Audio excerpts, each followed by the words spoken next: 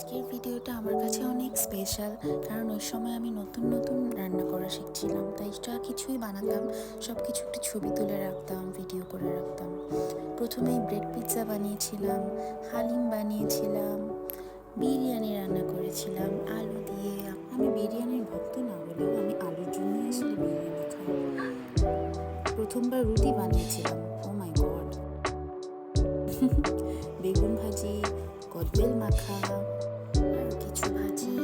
দেন আমি মোমো বানিয়েছিলাম, যদিও এটার একটা সেপারেট ভিডিও আমি করেছি because I was so excited and it turned out very good. আমি for the first time আজকে raw meat ধরে কেটেছি, like without anyone's instruction. I didn't know like if doing wrong, doing it in the wrong way or not, but okay, let's see what happens. This is dal for halim. হালিমটা খেতে অনেক মজা হয়েছিল, অনেক। যদিও it was a bit spicy for the kids, but yeah. আমি এখন কত রান্না করি, কিন্তু আর আগের মতো ভিডিও করা হয় না। ওই সময় কত খুশি লাগতো, যাই ছোট ছোট কিছু একটা শিখলেই সেটা ভিডিও করতাম। একটা সময় আমি আসলে কখনো ভাবতেই পারিনি যে আমি কখনো রান্না করতে পারবো।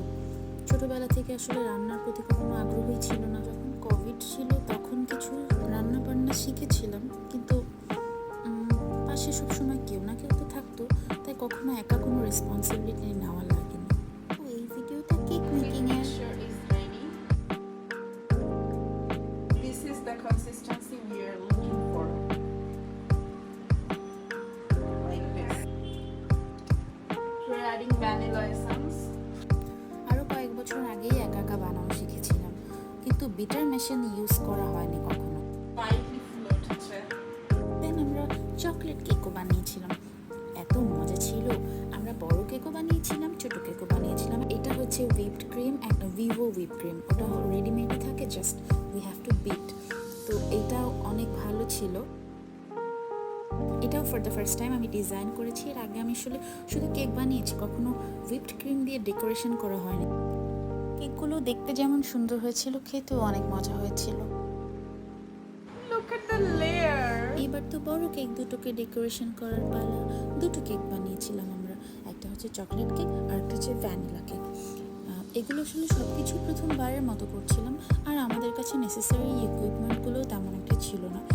যা ছিল হাতের কাছে ঘরে বসে সেরকম করেই বানিয়েছিলাম, বাট ট্রাস্ট মি, অনেক মজা হয়েছিল। আমি মূলত আমার বর আমার হাতে রান্না খেতে চেয়েছিল বলেই রান্না করা শিখেছিলাম।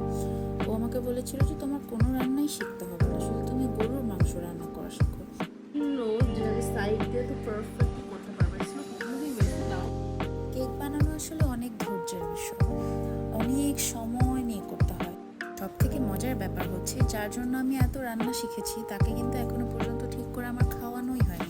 কেক বানানোর পরের দিন গরুর মাংস রান্না করেছিলাম, পোলাও রান্না করেছিলাম, একটু রোস্ট রান্না করেছিলাম। ভিডিওটা অনেক বড় হয়ে গেল, আরেকটা পার্টে বানাবো।